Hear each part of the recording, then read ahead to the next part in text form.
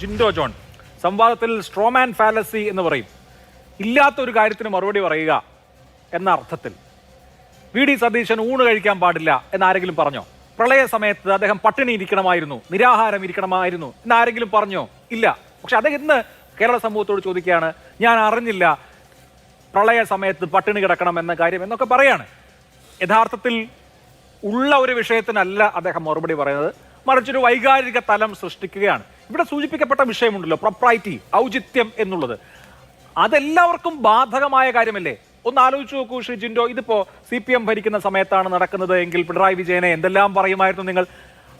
ഔചിത്യമില്ലായ്മ ഉണ്ടായി എന്ന കാര്യത്തിലുള്ള അല്ലെങ്കിൽ എന്ന ആരോപണത്തിനുള്ള മറുപടി എന്താ?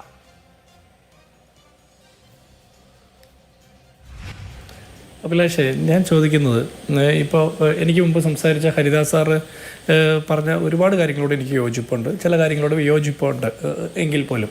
പക്ഷേ ഞാൻ വീണ്ടും ചോദിക്കുകയാണ്, ഈ സർക്കാർ ചെയ്യേണ്ടതായിരുന്ന, കഴിഞ്ഞ സർക്കാരിൽ നിന്ന് വ്യത്യസ്തമായിട്ട് ചെയ്യേണ്ടതായിരുന്ന ഏതെങ്കിലും ഒരു കാര്യത്തിൽ വീഴ്ച സംഭവിച്ചു എന്ന് പോയിന്റ് ചെയ്യാനായിട്ട് CPM-ന്റെ മുൻ MLA, ഇപ്പോഴും MLA ആണോ എന്ന് എനിക്ക് കൃത്യമായിട്ട് അറിയില്ല, വിജിൻ,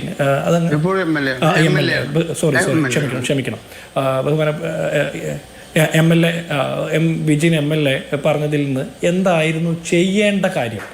അദ്ദേഹം ഊണ് കഴിച്ചത്, അതിൻ്റെ ഔചിത്യക്കുറവ്, അല്ലെങ്കിൽ അദ്ദേഹം ഹെലികോപ്റ്ററിൽ യാത്ര ചെയ്തത്, അത് ആരെ കാണാൻ പോയി എന്നുള്ള വിഷയങ്ങളിൽ നിന്ന് വ്യത്യസ്തമായിട്ട് സംസ്ഥാന സർക്കാർ ഈ പ്രളയ സമാനമായ സാഹചര്യം, പ്രളയമാണെന്ന് ഞാൻ പറയുന്നില്ല, പ്രളയ സമാനമായ സാഹചര്യത്തിൽ ചെയ്യേണ്ടിയിരുന്ന എന്തായിരുന്നു? 2018 കേരളത്തിൽ, നമ്മുടെയൊക്കെ ജീവിതത്തിൽ നമ്മൾ ആദ്യം കണ്ട ഒരു വലിയ മഹാപ്രളയമായിരുന്നു. 2018 പ്രളയത്തിൽ 500ഓളം മനുഷ്യർ മരണപ്പെട്ടു, 54 ലക്ഷം മനുഷ്യരെ അഫക്റ്റ് ചെയ്തു. അതിൽ 14 ലക്ഷത്തോളം മനുഷ്യർ ഡിസ്പ്ലേസ് ചെയ്യപ്പെടുന്ന സാഹചര്യമുണ്ടായി. 13,000-ഓളം വീടുകൾ പൂർണ്ണമായും, അതുപോലെ തന്നെ 4 ലക്ഷത്തോളം വീടുകൾ പാർഷ്യലിയും തകർന്നു പോകുന്ന സാഹചര്യം, അങ്ങനെ കുറേ കാര്യങ്ങളുണ്ടായി. അതിൻ്റെ അനുഭവത്തിൽ നിന്ന് അത് CAG റിപ്പോർട്ടുണ്ട്, ഹൈക്കോടതിയുടെ അമിക്കസ് ക്യൂറി റിപ്പോർട്ടുണ്ട്, അതുപോലെ തന്നെ ശാസ്ത്രജ്ഞരുടെ റിപ്പോർട്ടൊക്കെ ഉണ്ട്. അതിൽ ഡാം മാനേജ്മെൻറ്റിലുണ്ടായ പിഴവും അതിരൂക്ഷമായ മഴയും എല്ലാം കൂടി വന്നതാണ്. അപ്പോൾ അങ്ങനെയൊക്കെ ആക്ഷേപമുണ്ടായി. പക്ഷേ തൊട്ടടുത്ത വർഷം 2019 സമാന സാഹചര്യം ഉണ്ടായപ്പോൾ 125 പേര് മരിച്ചു. അപ്പോൾ ഒരു വർഷത്തിനുള്ളിൽ നിങ്ങൾ എന്ത് മാറ്റമാണ് പഠിച്ചത്? മരണസംഖ്യ കുറഞ്ഞു. അത് ആ പ്രളയത്തിൻ്റെ സാഹചര്യം കുറഞ്ഞതുകൊണ്ടാണ്, മഴയുടെ കാഠിന്യം കുറഞ്ഞതുകൊണ്ട് മാത്രമാണ്. ഇനി ഞാൻ അവിടെ നിർത്തുകയാണ്. ഒരു കാര്യം കൂടി ചോദിക്കട്ടെ, ഡച്ച് മാതൃക, റൂം ഫോർ റിവർ, വിദേശ യാത്ര, ഇങ്ങനെ കുറേ പ്രോജക്റ്റുകൾ നിങ്ങൾ കൊണ്ടുവന്നുവല്ലോ. നിങ്ങൾ കൊണ്ടുവന്ന റൂം ഫോർ റിവറും ഡച്ച് മാതൃകയും വിജയകരമായിരുന്നെങ്കിൽ ഇപ്പോൾ ഈ സാഹചര്യം വേണ്ടി വരുന്നില്ലായിരുന്നു. നിങ്ങൾക്ക് പറയാമായിരുന്നു, വി ഡി സതീശൻ ഊണ് കഴിക്കാൻ പോയപ്പോൾ ഞങ്ങളുടെ ഡച്ച് മാതൃക കൊണ്ട്, റൂം ഫോർ റിവർ കൊണ്ട് കേരളത്തിൽ ഒരു കലാമിറ്റിയും ഉണ്ടായില്ല എന്ന് നിങ്ങൾക്ക് അവകാശപ്പെടാമായിരുന്നു. അങ്ങനെയും സാധിക്കില്ല. അപ്പം ഞാൻ ചോദിക്കുന്നത്, അദ്ദേഹം ചെയ്യേണ്ടിയിരുന്ന എന്ത് കാര്യം ചെയ്യാതെ പോയി എന്നുള്ളത് ചൂണ്ടിക്കാണിക്കാനില്ല. പിന്നെ പറയുന്നത്, പത്തനംതിട്ട ജില്ലയിൽ ഇപ്പോൾ കൃത്യമായ റിപ്പോർട്ടുകൾ വരുന്നുണ്ട്.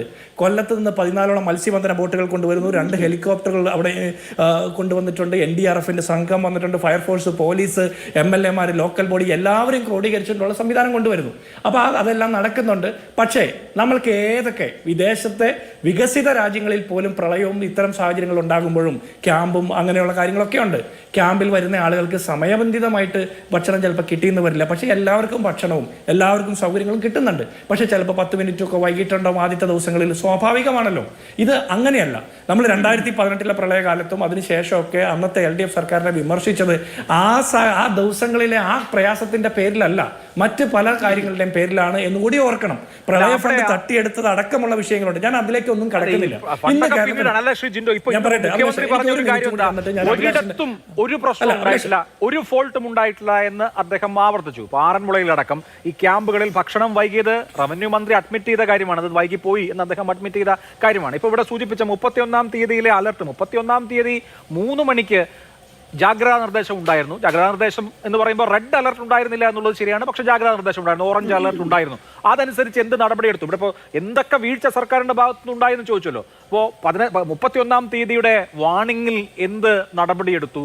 അതിനുശേഷം ഈ ക്യാമ്പുകൾ ഒരുക്കുന്ന കാര്യത്തിൽ എന്തെല്ലാം ചെയ്തു? അവിടെ ഈ MLA-മാർ പോയി അവിടെ കാര്യങ്ങൾ നിർവഹിക്കുന്നു എന്നുള്ളതിനപ്പുറത്ത് എന്ത് ഏകോപനം ഉണ്ടായി? ഇങ്ങനെയൊക്കെയുള്ള ചോദ്യങ്ങൾ അവിടെ നിൽക്കുന്നുണ്ട്. പിന്നെ നേരത്തെ പറഞ്ഞ ഈ തൊട്ടടുത്ത വർഷം 125 പേർ മരിച്ചു എന്ന് പറയുമ്പോൾ അത് മലപ്പുറം ജില്ലയിലും വയനാട് ജില്ലയിലും വലിയ 2 ഉരുൾപൊട്ടലുകൾ ഉണ്ടായതുകൊണ്ടാണ്. നമുക്കറിയാം, ഏത് സർക്കാർ ഭരിച്ചാലും അതുപോലൊരു ദുരന്തം ഉണ്ടായാൽ എന്തെങ്കിലും ചെയ്യാൻ പറ്റുമോ? പറ്റില്ല.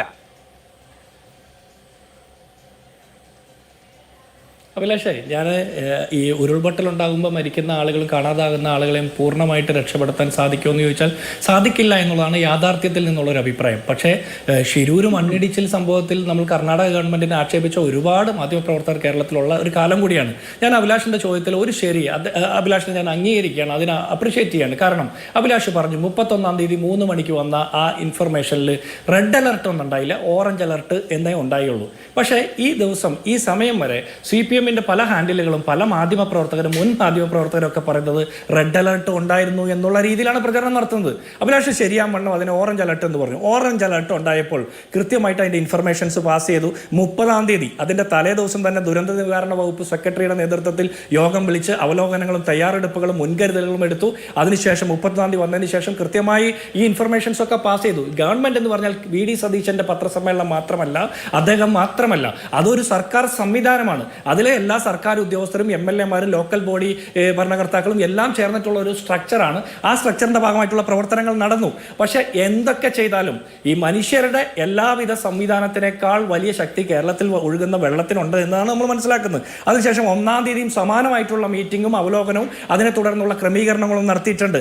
കൃത്യമായിട്ട് ITBP സംഘത്തെ NDRFൻ്റെ പുതിയ സംഘങ്ങളെ ഏർപ്പാടാക്കി ബോട്ടുകൾ എത്തിക്കേണ്ടടുത്ത് ബോട്ടുകൾ എത്തിച്ചു. ഫയർഫോഴ്സിനെയും പോലീസിനെയും KSEB ഒക്കെ പ്രത്യേകം അതിനുള്ള സംവിധാനം കൂടുതൽ ആളുകളെ അതിൽ ഡിപ്ലോയ് ചെയ്തു.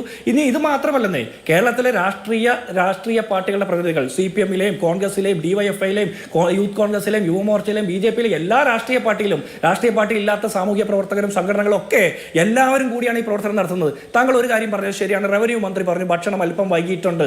അത് ആദ്യത്തെ ദിവസമാണ്, അത് അല്പം വൈകി എന്നുള്ളത് സത്യമാണ്. പക്ഷേ അതിൻ്റെ ഉത്തരവാദി മുഖ്യമന്ത്രിയല്ല. അതിൻ്റെ ഉത്തരവാദി മുഖ്യമന്ത്രിയാകുന്നത് എങ്ങനെയാണ്? അത് ആ സംവിധാനത്തിൻ്റെ ഭാഗമാണ്. അത് അഡ്മിറ്റ് ചെയ്യുകയും അത് കൃത്യസമയത്ത് എത്തിക്കുകയും അതിനുശേഷം പിന്നീട് അങ്ങനെ ഒരു ആക്ഷേപം ഉണ്ടായിട്ടില്ലല്ലോ. അതിനേക്കാൾ അപ്പുറത്ത് അവിടെ ഉണ്ടായ പിന്നെ രാഷ്ട്രീയ ആരോപണം, ബിജിലി മോനൊക്കെ പറഞ്ഞ ആക്ഷേപം, ഞാൻ അതിനൊന്നും എൻഡോഴ്സ് ചെയ്യുന്നില്ല, അതിൻ്റെ പുറകെ ഒന്നും പോകുന്നില്ല. അതൊക്കെ ഓരോരുത്തരും പറയുന്നതും പ്രവർത്തിക്കുന്നതും മറ്റ് മനുഷ്യർ വിലയിരുത്തട്ടെ എന്ന് മാത്രമാണ് എനിക്കതിലൊരു അഭിപ്രായമുള്ളൂ. അതിനപ്പുറത്ത് കൃത്യമായിട്ട് മുഖ്യമന്ത്രി പറഞ്ഞിട്ടുണ്ട്, വീടും സ്ഥലവും നഷ്ടപ്പെടുന്ന മനുഷ്യർക്ക് 10 ലക്ഷം എന്നുള്ളത് 12 ലക്ഷമാക്കിയും, അതുപോലെ സംസ്കാര ചെലവിന് മരണപ്പെട്ട ആളുകൾക്ക് 10,000 രൂപ അടിയന്തരമായിട്ടും, വീട് ക്ലീനിങ്ങിന് വേണ്ടിയിട്ട് 10,000 രൂപ അടിയന്തരമായിട്ടും, മരണപ്പെട്ടവരുടെ കുടുംബങ്ങൾക്ക് 8 ലക്ഷം രൂപ, അങ്ങനെയുള്ള പ്രഖ്യാപനങ്ങളൊക്കെ ചെയ്യുന്നു. അതിനുള്ള തയ്യാറെടുപ്പുകൾ നടത്തുന്നു. ഇതെല്ലാം സംഘടിതമായിട്ട് ചെയ്യുന്നത്. ഇതൊരു ഗവൺമെന്റ് എന്ന് പറഞ്ഞാൽ UDF-ന്റെ മാത്രമാണെന്ന് വിചാരിക്കരുത്. അതിൽ മറ്റ് രാഷ്ട്രീയ പാർട്ടികളുടെ പ്രതിനിധികളും നേതാക്കന്മാരും എല്ലാവരും കൂടിയിട്ടാണ് ഇത് ചെയ്യുന്നത്. അവരെയും പ്രത്യേകം അഭിനന്ദിക്കേണ്ടതുണ്ട്. പക്ഷേ ഈ സമയത്ത് അദ്ദേഹം കഴിച്ച ഊണിൻ്റെയോ അദ്ദേഹം നടത്തിയ യാത്രയുടെയോ ഒക്കെ വിശദാംശങ്ങൾ ചകയാൻ പോകുന്നത് അതൊരിച്ചിരി കടന്നതാണെന്ന് ഞാൻ വിചാരിക്കുന്നു. പ്രത്യേകിച്ച് വടക്കേ മലബാറിൽ ഭക്ഷണം കഴിക്കാൻ വിളിക്കുന്ന ആളുകൾ എങ്ങനെയാണ് സ്വീകരിക്കുന്നതൊക്കെ നമുക്ക് എല്ലാവർക്കും രാഷ്ട്രീയ പ്രവർത്തനത്തിന്റെ ഭാഗമായിട്ട് അറിയാവുന്നതുമാണ്. അത് പക്ഷേ ചിത്രമെടുത്ത് പ്രചരിപ്പിച്ച ആളുകളുടെ ഭാഗത്തുനിന്ന് ചില ശ്രദ്ധക്കുറവുണ്ടായി എന്ന് ഞാൻ വിചാരിക്കുന്നു. പക്ഷേ ഞാനായാലും ആ സമയത്ത് വിശന്നാൽ മനുഷ്യൻ ഭക്ഷണം കഴിക്കും. അതിന്റെ പേരിൽ അദ്ദേഹത്തെ ആക്ഷേപിക്കുന്നത്, അദ്ദേഹത്തെ വ്യക്തിപരമായി കൂടി അറിയാവുന്നതുകൊണ്ട് പറയാം, അദ്ദേഹം അങ്ങനെ ഒരു വലിയ ഭക്ഷണപ്രേമിയോ അല്ലെങ്കിൽ വലിയ സൽക്കാരങ്ങൾ ഏറ്റുവാങ്ങുന്ന അത്ര വലിയ താല്പര്യങ്ങളോ ഉള്ള ആളാണെന്ന് ഞാൻ വിചാരിക്കുന്നില്ല. അത് ഒരിക്കലും അദ്ദേഹത്തിന് ചേർന്ന ഒരു ആക്ഷേപമല്ല. ആക്ഷേപിക്കുമ്പോൾ ഫാക്ച്വലായിട്ട് ആക്ഷേപിക്കണം എന്നാണ്, വിമർശിക്കണം എന്നുള്ളതാണ് എൻ്റെ വ്യക്തിപരമായിട്ടുള്ള ഒരു പോയിന്റ്.